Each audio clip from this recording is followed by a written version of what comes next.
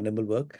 And as I've been saying in this series throughout, that he's the one person in the organization that's most qualified to talk about these topics because of simply the sheer experience he has working with some of the largest customers that we have, and guiding them through solving some of the challenges that they're trying to solve with implementing our solutions. Um, so Mano is closely involved with our customers, not just during the pre-sales, but also in the implementation of the solutions with some of the largest ones. Welcome, Mano. Hi, Mahesh. All right. And my name is Mahesh. I'm a co-founder and I run marketing at Nimblework. But I also have the experience, fortunately, to work with our customers in the Western Hemisphere. And I worked with some of our larger customers in implementing our solutions, especially on the lean agile side, but also our enterprise solutions. And as a result, both Mano and I have gained a tremendous amount of understanding of how companies grow, and what kind of challenges they face as they grow, and in terms of, especially in terms of managing their work and managing their projects, and in the process of organizing themselves, whether it is processes, whether it is people, whether it is organizational structures, or whether it is tools and technology, how they organize themselves so that they can improve their overall capability to do the work that they do, and to make sure that they are aligned at the at various levels of the organization.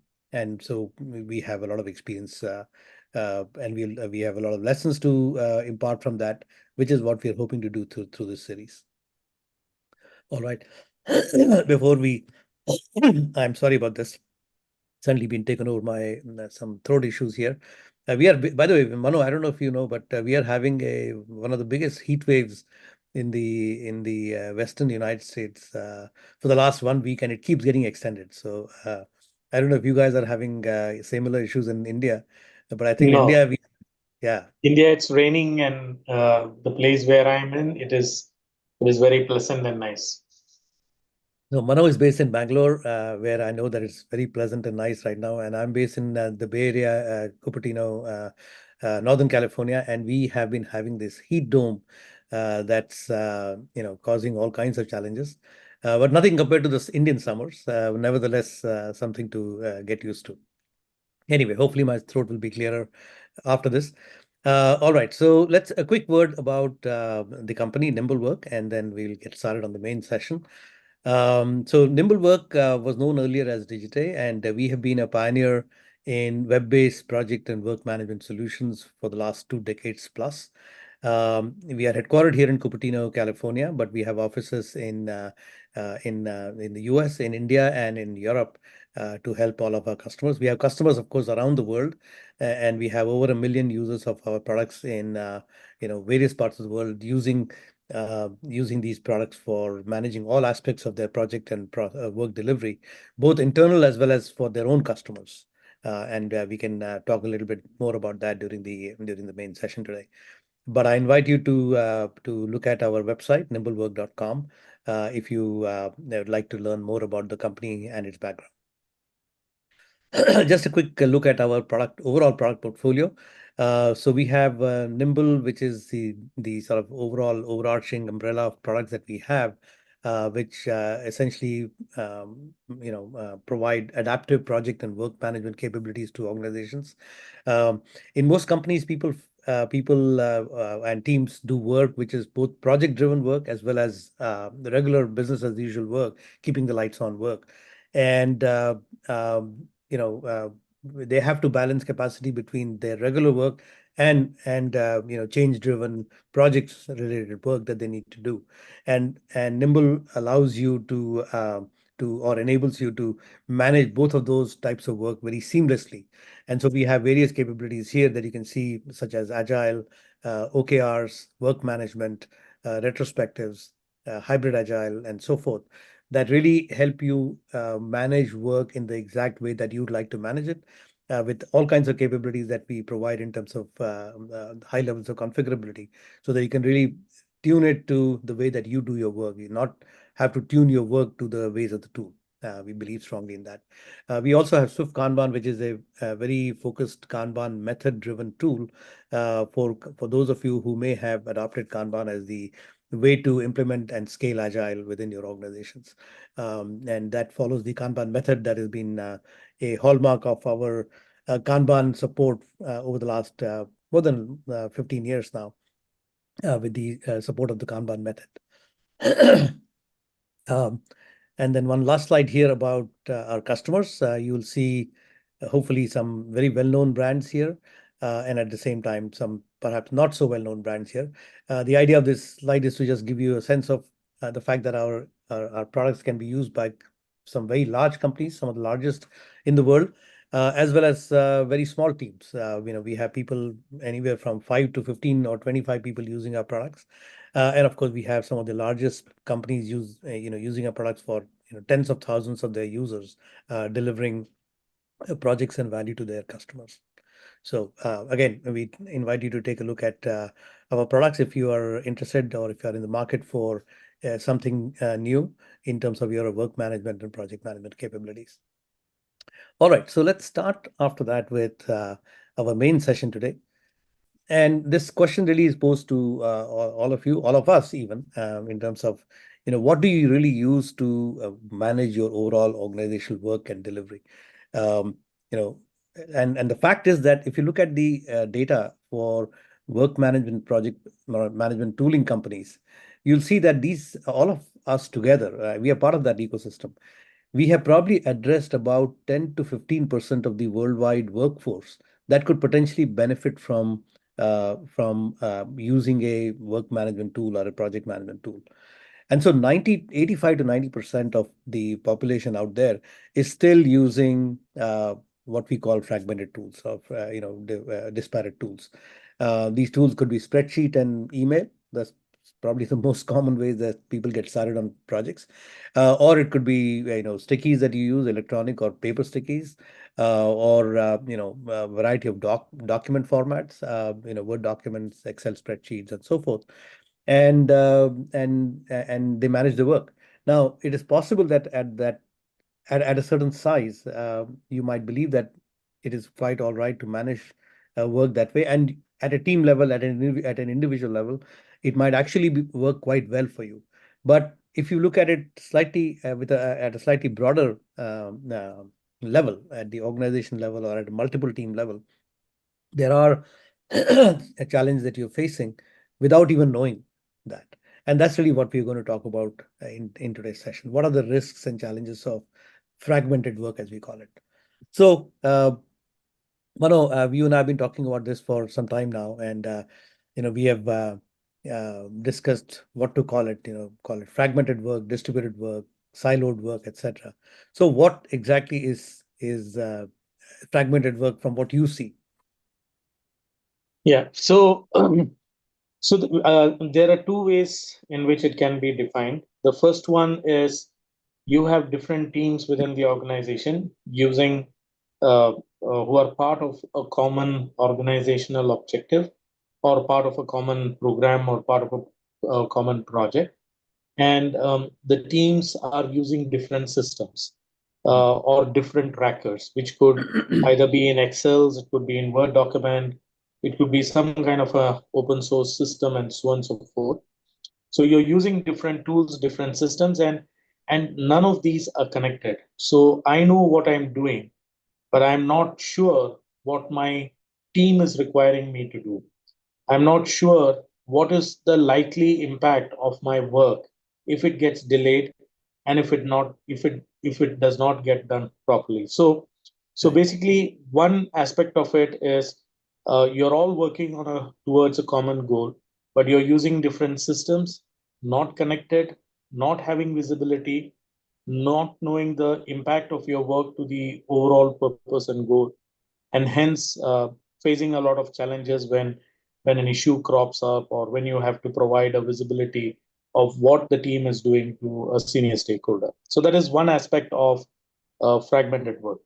The other aspect of fragmented work is um, there are a lot of projects, there are a lot of engagements happening within the organization, but how much what percentage of it is properly aligned to the organizational goals or objective, or what percentage of it has been approved appropriately by the relevant stakeholders.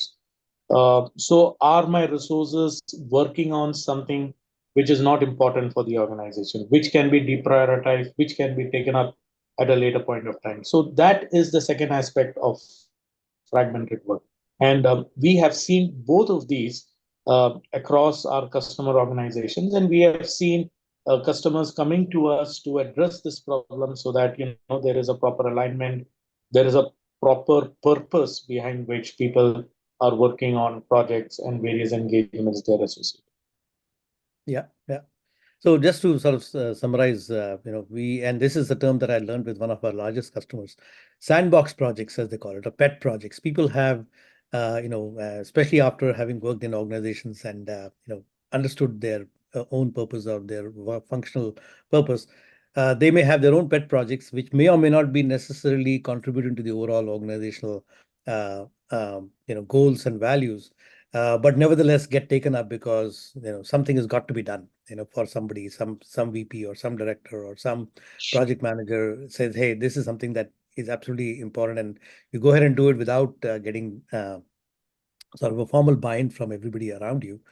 So these could be unapproved or unauthorized or unfunded projects, especially for unfunded projects. And that is the first side of things, as they say, which are essentially hidden or invisible projects.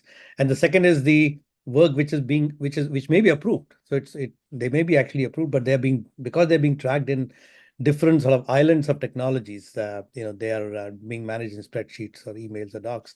So they are not visible to everybody. They are only visible to the team that may be doing it, and therefore they become an example of fragmented work. Absolutely. So let's look at what are some of the challenges that we have seen with having fragmented work, and we're looking at them in two levels. One is at the organizational level. What challenges do these hidden projects or fragmented work cause to the organization? So the biggest challenge, of course, we talked about just now, is that it is essentially hidden work, siloed work. People don't really know that this is what is going on. One of the biggest thing that we have seen is that it provides no visibility to the actual capacity you have to do planned work, right? Because you're losing that capacity to the unplanned work or the hidden work. So you think that in a function, let's say a marketing team in an organization has 50 people, in the overall marketing function, and you believe that you might have 45 of those people available to do work on marketing campaigns and so forth. But in reality, the fact is that some of them are working on, most of them are working on some, projects that might not be approved or that might not be visible to the CMO, and therefore they have actually lower capacity to do any kind of work than they believe that they have, and that becomes a big challenge.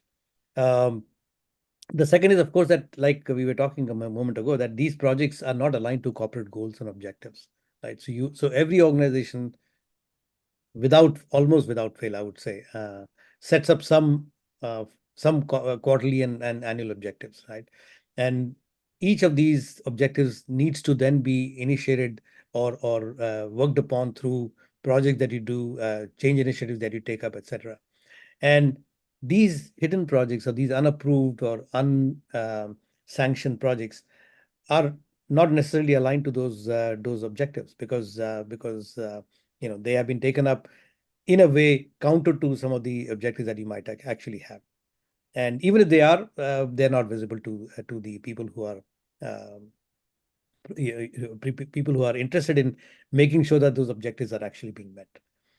The third, of course, is the lack of progress on actual, uh, the goals and objectives that have been set up. So because you lost the capacity to these sandbox projects, so to speak, now you have lesser capacity to do the work that you're supposed to be doing, and therefore you might end up delaying objectives that you've set for yourself for a particular quarter or for a year, simply because you just simply don't have the capacity to do so. And at some point that comes to the fore, that becomes visible, and then there is a scramble to figure out why there is a lot of work is going on because it is not part of the initial pipeline of project that you might have seen. Um, One of the biggest examples of that I came across many years ago was with a company which is a very well-known telecom billing solutions providing company. And their biggest challenge that they were trying to solve by implementing a solution like ours was to provide visibility to these sandbox projects. So they weren't trying to shut down these sandbox projects. They were simply trying to make sure that anything that was being done, anything that uh, kept their people occupied, was visible to the overall leadership team, to the overall company, so that they had an accurate picture of what their capacity was. And I don't know if Manav, have you seen this in some of the other customers that you worked with, where the ability to understand what is the existing work and therefore what is the available capacity is a big part of the challenge that companies are trying to solve. Yeah, we have seen that, and that has been a common problem. Let me just give you an example. I'm just going to just take your screen for a minute, Mahesh. Sure. Yeah, absolutely. Yeah. So I hope you're able to see my screen. Yep, it's coming up. Yeah, there it is. Okay. So this is a view which a lot of our customers use across the board. What it basically does is it shows you for each team member within your portfolio or within your line of sight how they are utilized. And then when, like say, for example, you can see here Kai is utilized by 160%, which is high. And then you can basically, drill down and go to the projects and basically see his allocations across projects. Now, this visualization has basically helped teams to make sure that they have been able to identify resources who are over allocated, resources who are under allocated or not utilized appropriately across projects. And you will also be able to see on which projects they are working, if it is a project that is aligned to the overall objective, or if it is a project which is of lesser importance, then you can basically get the resource released from that project. So this kind of a visualization has basically helped organizations, especially a lot of our customers, to make sure that the utilization of resources is optimal, which will basically result in ensuring that people are not overloaded, people are work is evenly distributed across all team members, and the overall environment and ecosystem is positive. Now, apart from this, we do I was provide. going to say, Mano, looking at this project screen here, that you seem to be a hard taskmaster. You got people uh, allocated 160%. I'm sure that guy's a unhappy camper. And Is so an unhappy 200%. camper, and you're able to see Right, how it's allocated on a month-on-month basis, and right. yeah, so that is one benefit that we basically provide as a result of that. But apart from this, what is your demand? What is your capacity? Those views can be generated in the system. We have also helped our organizations to streamline a process based on which they will intake projects within the organization, so that you can have a workflow, and the workflow can go through multiple stages wherein which it gets reviewed and approved.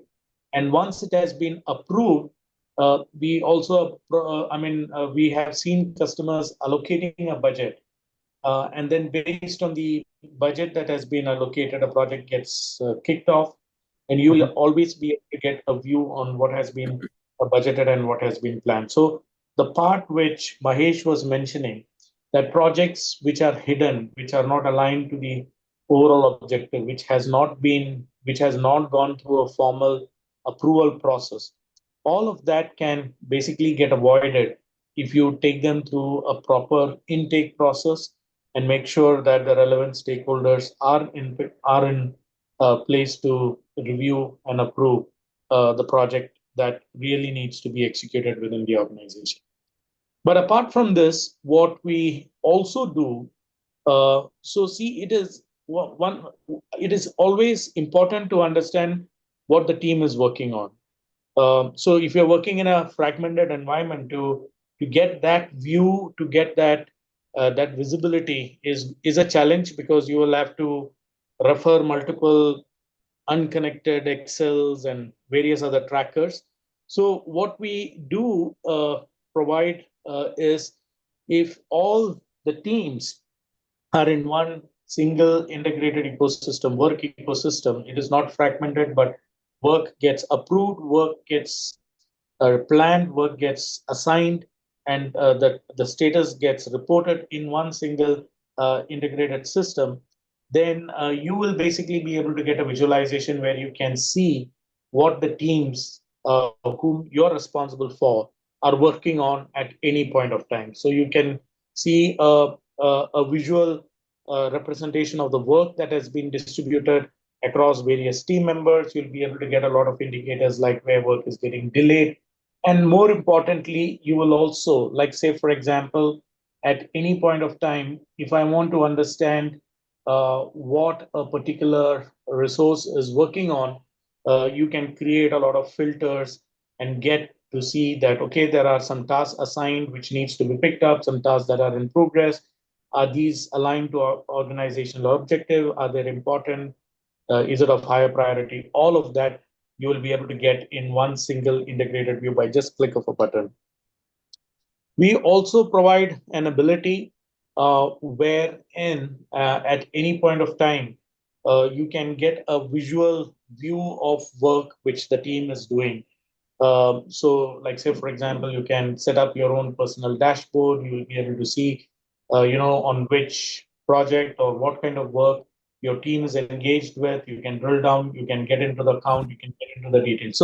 So basically, what we are saying is, if work is in a fragmented mode, getting this visualization in terms of how my resources are utilized, or what are the kind of activities my resources are engaged in, what are the projects that has been approved, that has not been approved, that has been put on hold, and how is the workload distributed across my team. All of this is basically available very seamlessly by click of a. Over to you, Mahesh. All right. So, Mano gave you a good overview of how we help our customers manage some of the challenges of the hidden work. So, Mano, I'm going to, if you stop sharing, then I can return to my slides. Uh, Yes. there you go. Okay, so let's now get back to what are some of the other things that we see our customers, sort of dealing with. So we talked about the hidden work and the sandbox project, so to speak.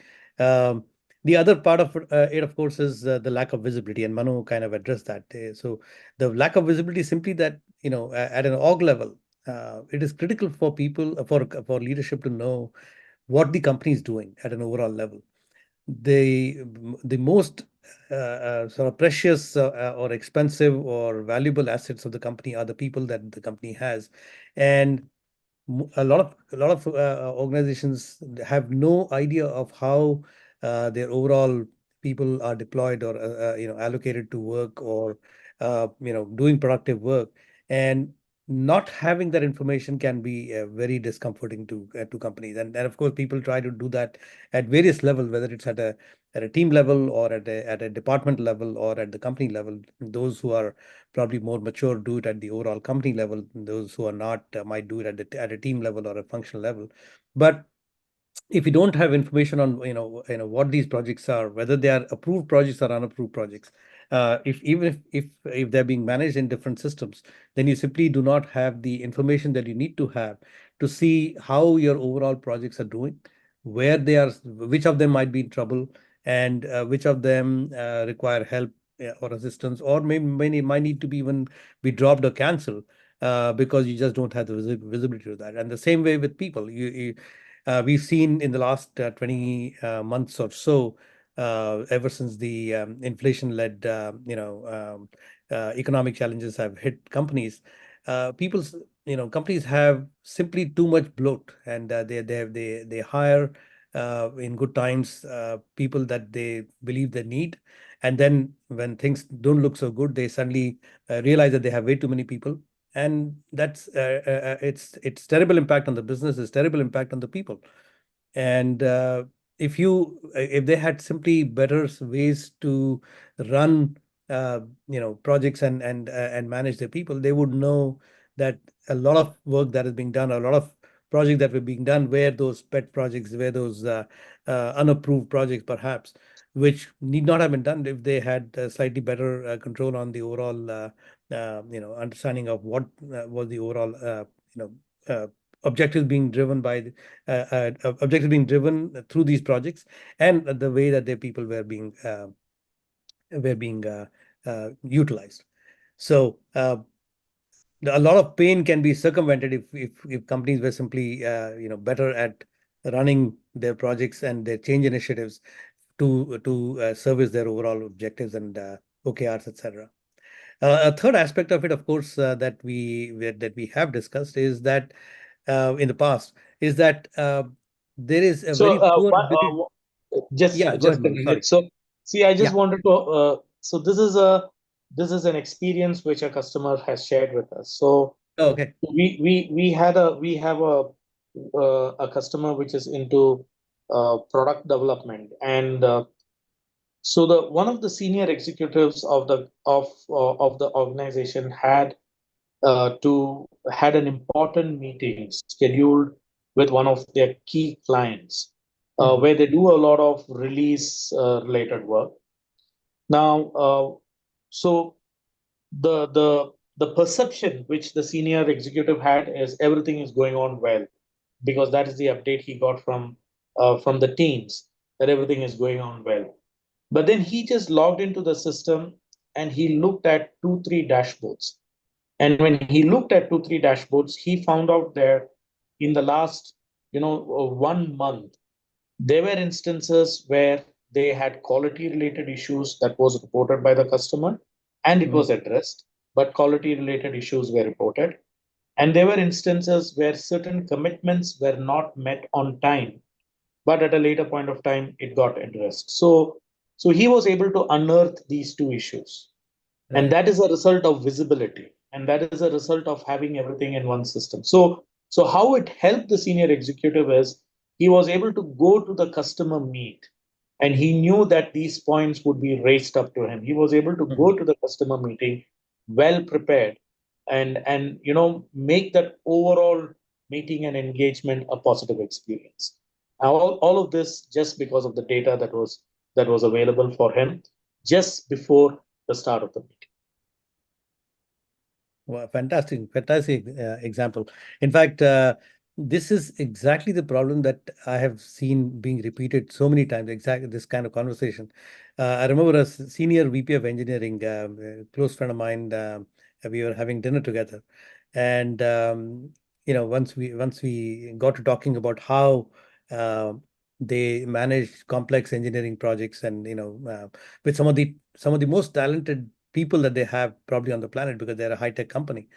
His two biggest fears were, one, that even though he thought that everything was going well, he had no idea of how to actually establish that. So he thought that they were going well because there was no problem. But he said, how do I know that I'm actually doing well? That is the first part. And the second part is, even if they were actually doing well, which are the places where they could improve? So they may be coasting, they may be doing, work as at a sort of minimum acceptable level, but they might actually be able to improve and do far more. And he had no idea about that because they simply did not have systems in place to be able to say, where are the problems? Where are the opportunities for improvement? And that's exactly what you're talking about as well. So that's the thing, and that is in a way kind of dovetails into the next point, which is about inability to use institutional knowledge. So this is something that we've seen time and again with some of our largest customers. They do hundreds of projects a year, right? But as soon as those projects are done, they're closed and gone, right?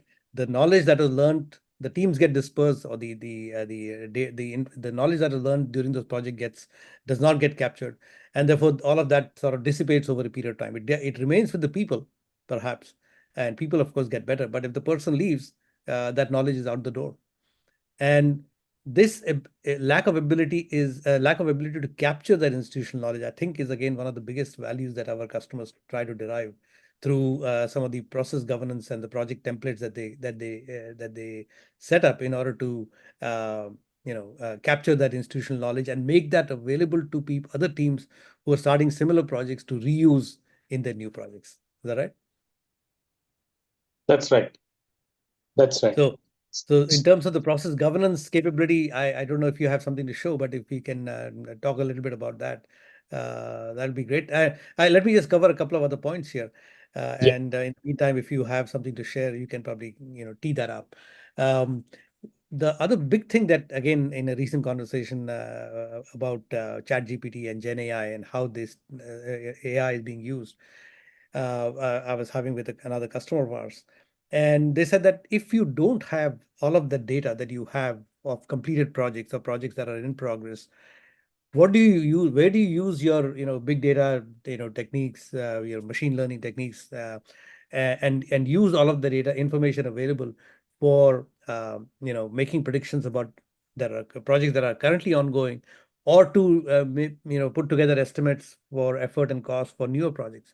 If you simply don't track that information in some organized manner, then all of the thousands of projects that your companies done over the years, that information is missing.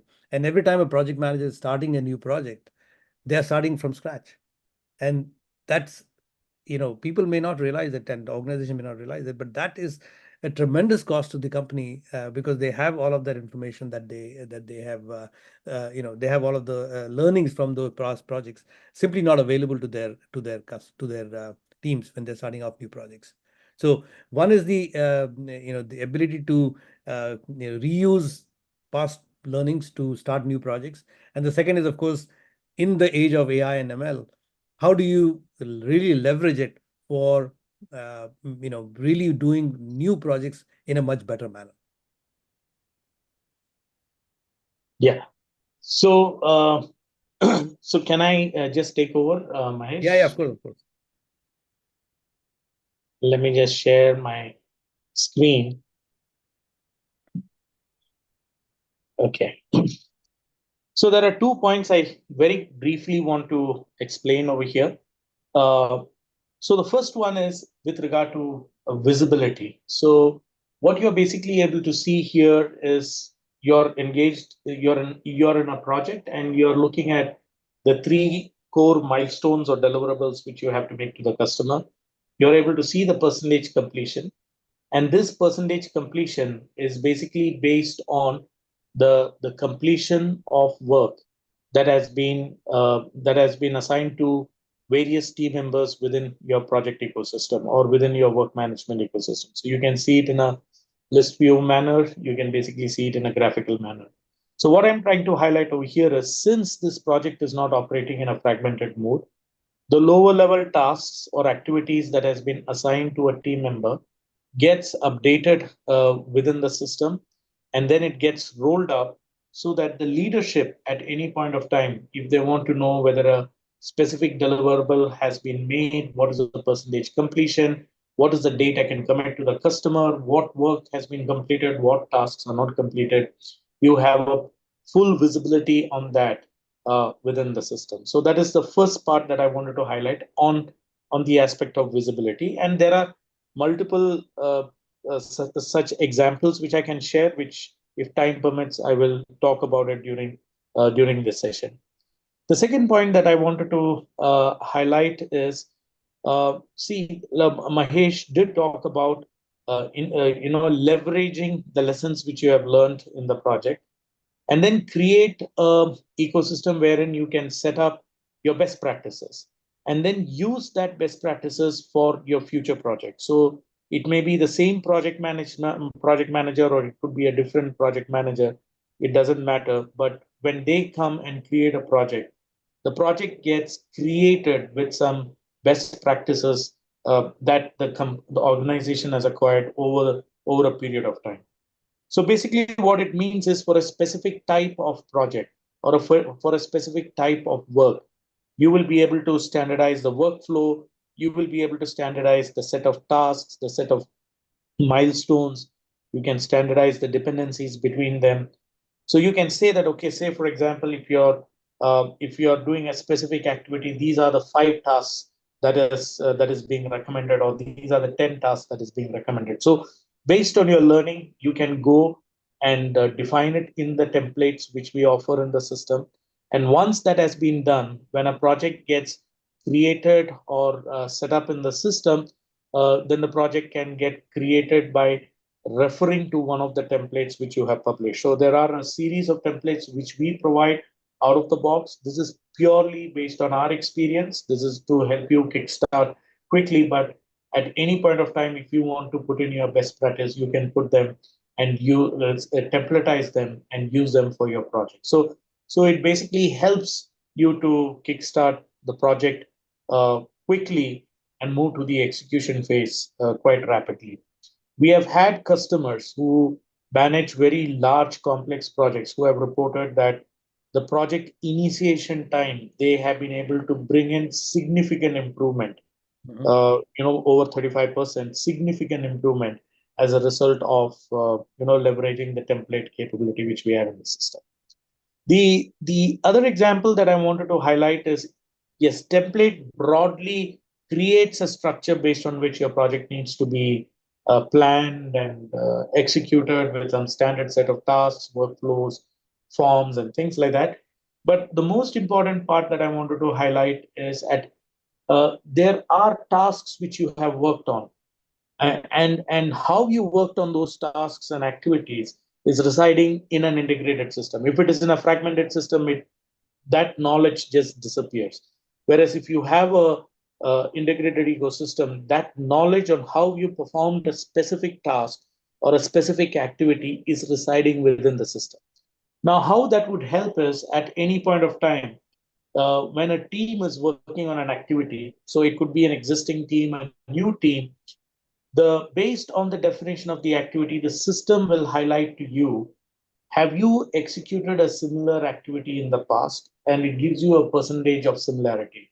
So what this means is you can go and see what was done in the past. What were the documents referred? What were the comments that were reported against this activity? What were the tasks that were defined? So you will be able to get that knowledge and then apply that in the context of your current work rather than reinventing the wheel. So this has helped a lot of teams, especially when a new member is onboarded to your project.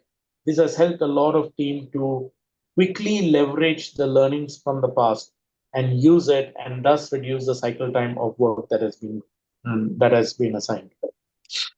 Over to you, Mahesh. Manu, I just want to remind you that that task was overdue. So you're behind on that. Yeah. Yeah. All right. All right, let's get back to that. So Manu is showing some very interesting capabilities that, of course, highlight how customers, solve some of the problems that they're facing, and especially this ability to track and reuse institutional knowledge is a key aspect of what companies should be doing, and they do using our systems.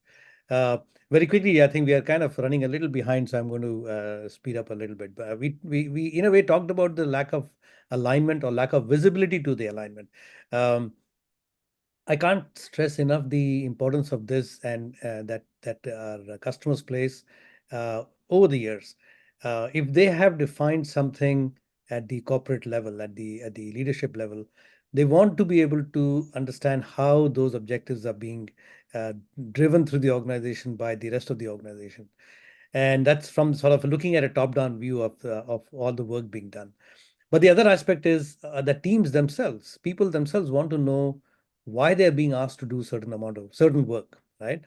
And they want to have a better understanding of the purpose of their work. And if you don't have a formal mechanism to um, to link the two, the objectives and strategies that which are laid out at the top at the company level, and the work that's actually being done, the projects that are being executed, the epics or the stories being done, the strategic initiatives being done. If there is no linkage between the two, you have no way to easily say that my objectives are being met, or what is the purpose of the work that I'm doing. And we have, some of our, I would say, most mature customers really do this very well, where they're actually able to, through very simple mechanisms, nothing that is too sophisticated, nothing that's very complex to set up. But all you do is to make sure that when you are thinking about your overall work management processes and systems, that you look at the need for linking strategy to execution, and therefore set it up in such a way that it's easy to be able to look top down and say, okay, for a particular objective, what are the strategic initiatives being done? And for a work or a user story that I'm working on as a worker bee, what is the overall objective? What is the epic? What is the OKR that is set up in order to do that work? And because you do this in an organized manner in a single place, you are able to do that far more easily than if you had work scattered across disparate systems, multiple spreadsheets, or you would have simply no ability to automatically link them. Somebody would have to put in a lot of work to capture all of that in spreadsheets or PowerPoint presentations to be able to even report that this is the work being done to complete your OKRs. So we talked about this at the organizational level, at organization challenges level. Now let's look at some of the team level challenges. So obviously, if you are working with suboptimal tools, if you need a very smart scheduling system, or a very smart, let's say, story mapping system that lets you break down your overall work that is being done. And instead of that, you're working with spreadsheets or email, or sorry, or with documents. You're simply underpowered in order to do the work that you're supposed to be doing. And the more you use these disparate tools or these fragmented tools, the lesser capability you have as a project manager, as a business analyst, as a scrum master, to really do an effective job of the work that you're doing. So whether it is basic scheduling, planning of work, reorganizing that plan. Just imagine you have a 150 task project, and you're looking at it you're managing that in a spreadsheet. Uh, Now, if you had to suddenly reorganize the work and you had some new things added to your overall project scope, how do you recalculate the schedule of the project? You just can't, unless you have some very sophisticated spreadsheets which let you do that. Using Instead of that, using a appropriate capability that lets you manage change, especially, makes it far more easy to do that. The second, of course, is that if you have these different tools, then the effort and the cost involved to track progress and to make changes, uh, and to report accurate status of projects becomes that much more hard. I've heard Mano, we've heard about innumerable project managers complaining that that's all they do Fridays and Mondays. They're chasing people to say, hey, tell me what's the update. I mean, I cannot imagine life like that, but there are people who do this over and over again, where they're trying to really understand and get people to report, what work they have done.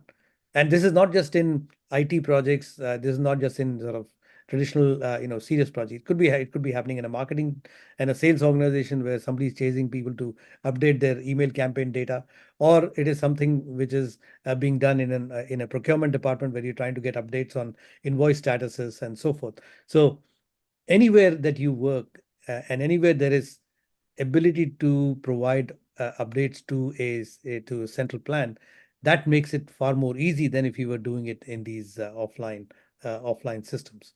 And I'm going to just cover a couple of other aspects of this, and then we can maybe do some more show and tell if there is additional capabilities that you want to show. The second, of course, is the inability to collaborate meaningfully. What does that really mean?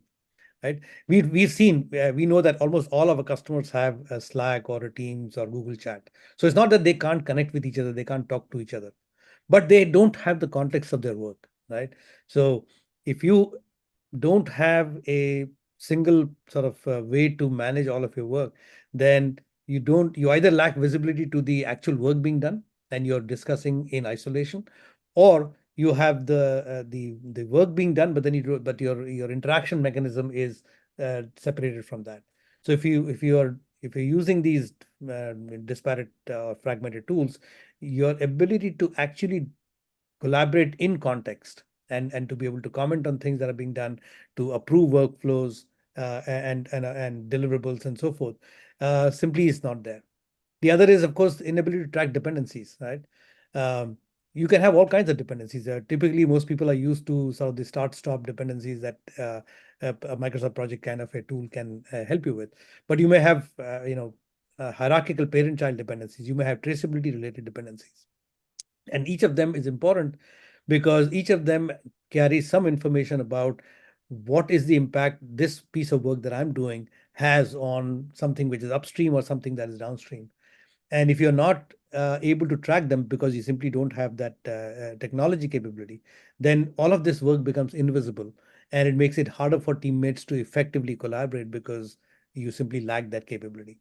And so that's the other aspect of it, where your ability to collaborate suffers or is seriously sort of underpowered because you don't have the right set of tools and systems and processes in place. And the third aspect of it is, of course, the ability to track your own work effectively, right? So forget about other people, forget about the organizational objectives, but me as an individual, if I'm working on three or four different projects, and each project has their own method of tracking, work and tracking statuses, then I have zero visibility to my own work. I have zero understanding of how to, not zero. I'm not going to say zero, because obviously there are ways in which people manage these things, but the ability to easily prioritize across projects, across teams, and say this is the thing that I need to do today, and make sure that this is what I'm going to get completed today or this week or this month, is simply lacking because I don't have that process, and I don't have that automation set up so that I can actually do that work. And in most companies and most teams, there is always a culture of interruptions that happen to you. So if you are constantly in an interrupt driven environment, and you're juggling multiple things, and uh, you know managing multiple priorities, multitasking, people pride themselves in doing that, but actually you're losing a lot of productivity because you're trying to juggle multiple things. And if you don't have a system that makes it visual for you, makes it visible to you that this is what you're doing, then you have no idea that that is the kind of loss that you are seeing as an individual. You're not able to work optimally. You're not able to accomplish tasks that you should be able to do easily, and have that sense of accomplishment. So at a team level, Mano, we have again a lot of capabilities that we provide, that let people see, and also manage, how much work they take up at any point in time. So I don't know if you want to talk about some of that and show some capabilities around that. Sure. So, so I'll just go to the first part, which you just covered. So the most important point over here is the whole team is working on a single integrated plan. They have visibility on the plan.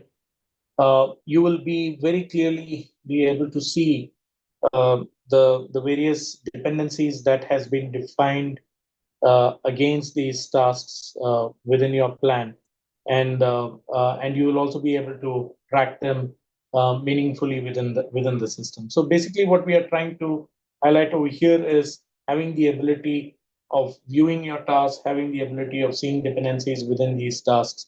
You will be able to determine that, okay, what happens if my system plan review gets delayed? I'll be able to see the cascading impact of that task against the other tasks that are planned in the project, for which a single user or multiple user may be allocated or assigned to that task. So the ability of having visibility on the tasks, the plans, and the dependency, instead of tracking multiple Excels and then tracking the progress of the project, is one important capability that we offer.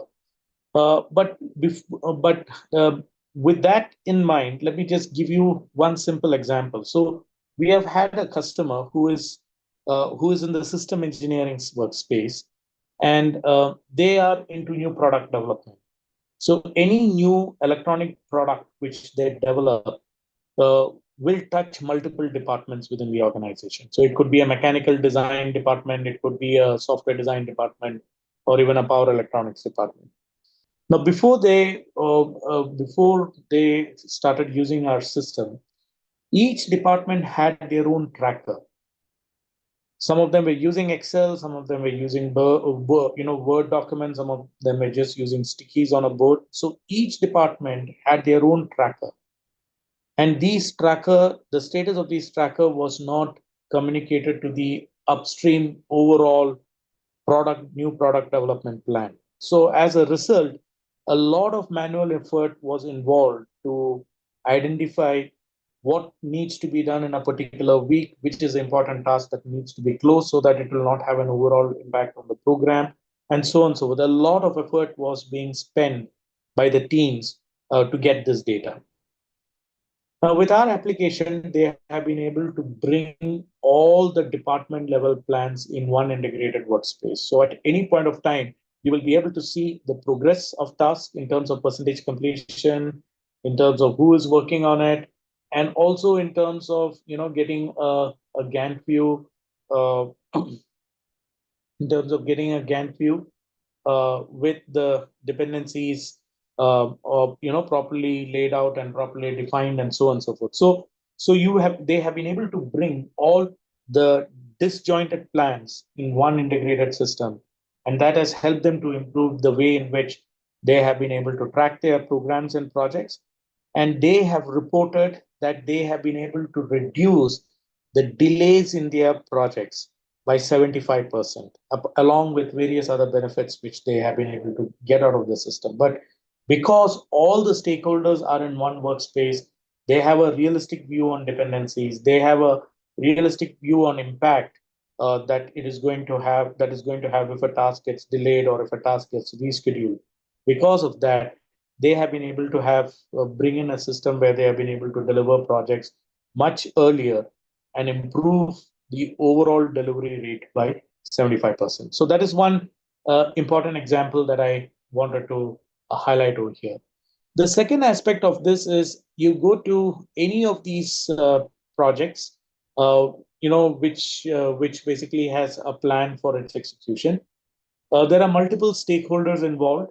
Now, within the system, instead of relying on emails or relying on some kind of a communication channel, within the project, you will be able to collaborate. All the documents that needs to be referenced for a task, the various stakeholders who need to work on a particular task, you will be able to assign comments to them. They will be able to respond to that, and so on and so forth. So all aspects related to collaboration on a task happens within the system. You don't have to go to multiple other tools, and that has basically benefited a lot of our teams. Now, the way work gets managed, it need not be always managed in a formal way using a project schedule or a project plan. I mean, it is applicable for certain kinds of projects. But if you're just doing a very simple, you're executing your projects using a very simple task workflow, then you can configure a visual way in which the task can move from the initiation stage to its closure stage. All stakeholders will be visible over here. You will be able to track dependencies.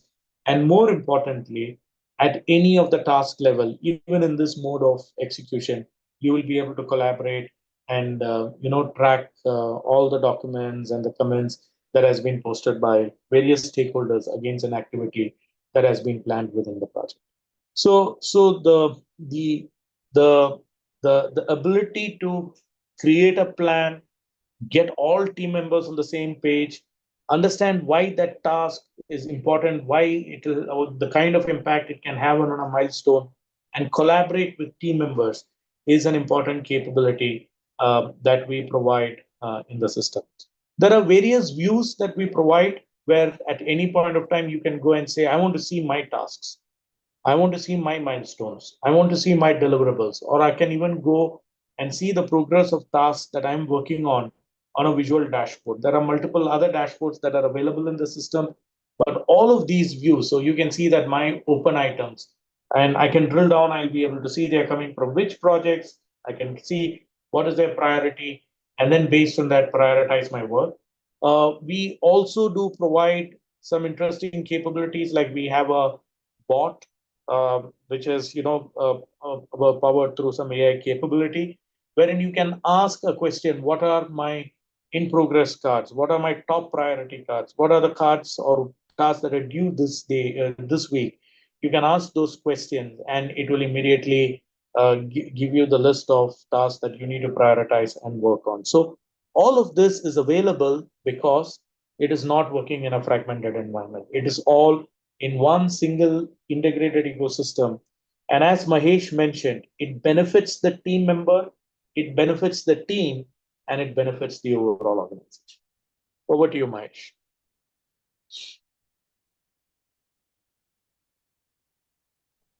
That is an excellent coverage of some of the points we were discussing.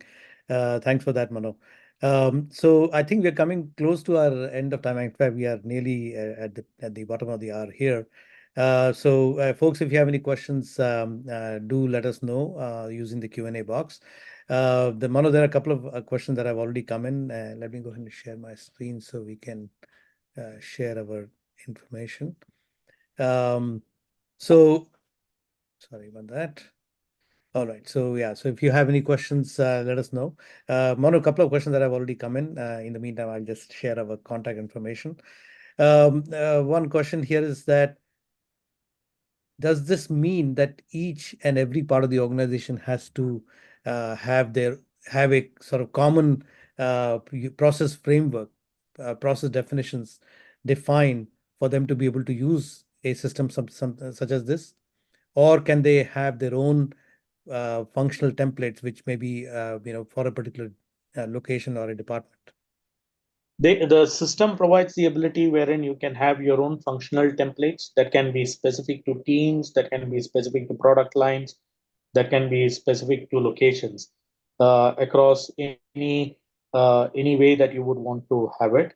But as a best practice, see, the objective of having the system, yes, is to manage your work, leverage some learning, reuse that learning. But as a best practice is to improve the way you are working. Now, if that is the goal, then some level of standardization is recommended, because if you have some level of standardization, it is easy for you to measure and identify areas where you need to improve.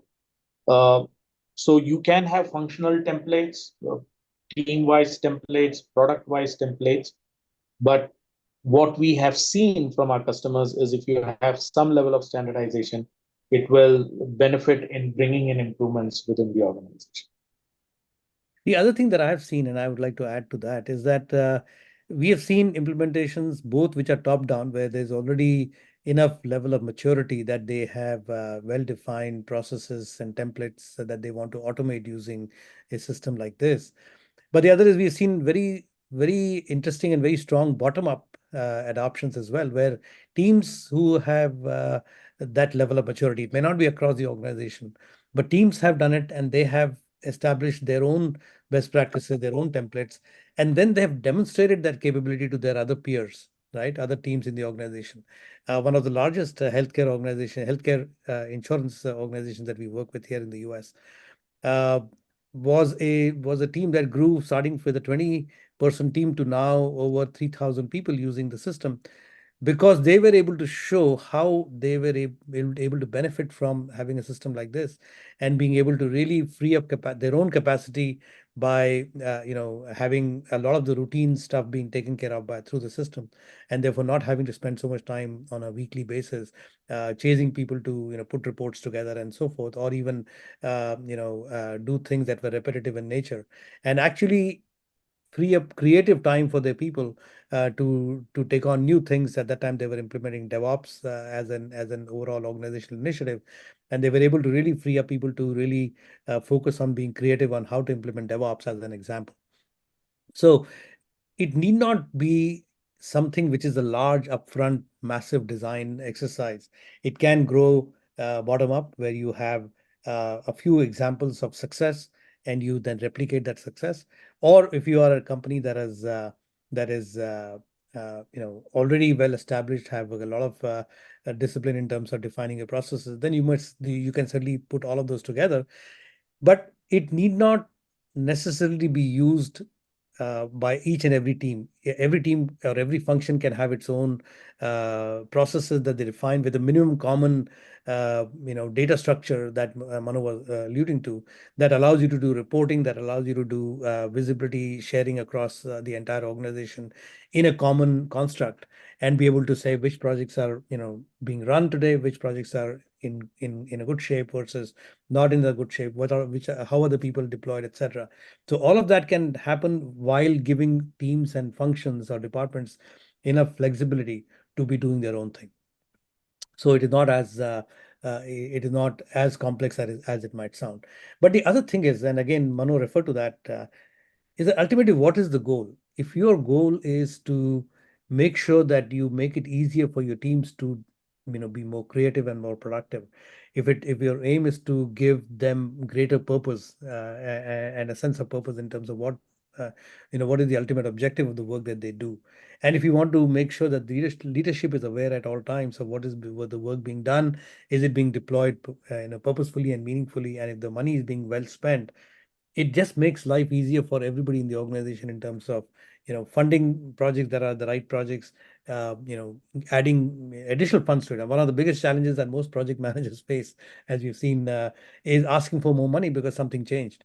But if that is well justifiable, and you have a complete sort of audit trail of how things changed and why this money is now needed, that becomes all the more easy for the project team to be able to go to their leadership and say, hey, here is good work that we've done. We can improve on it much more if you let us do this additional piece of work, etc. So there are all kinds of benefits at all levels of the organization to try and not have this fragmented ecosystem, and instead be able to manage it in a way that gives all teams enough flexibility, or as much flexibility as they need, but at the same time providing them the ability to collaborate with each other meaningfully, and for leadership to get the visibility that they need in order to provide all the support that they need to their teams to be able to successfully complete their projects. All right. So with that, we are actually past our time. So let us stop here, Mano. Any closing remarks, or let's do this. Let's invite the audience today to ask any follow-up questions using our contact information here, and connect with us if you have any comments on the topic today, as well as any follow-up questions that you might have. But thank you so much for joining the session today. Really appreciate the time that you've taken to stay through the entire session. And good to see some of the familiar, people who have been there. Thank you for joining back again, and we look forward to the next session, which will happen in 2 weeks' time from now. And if you have any other suggestions on topics that we should cover, we'd love to hear from you on those as well. And of course, finally, if you would like to get a closer look at some of the capabilities we showed today, then certainly we'd love to be able to do that through a custom session set up for you. Mano, thank you again for Thank all you. the Thank you. interesting things that you showed today, and thanks to all for being here today. Have a great rest of the day, and we look forward to seeing you again the next time. Bye bye. Thank you.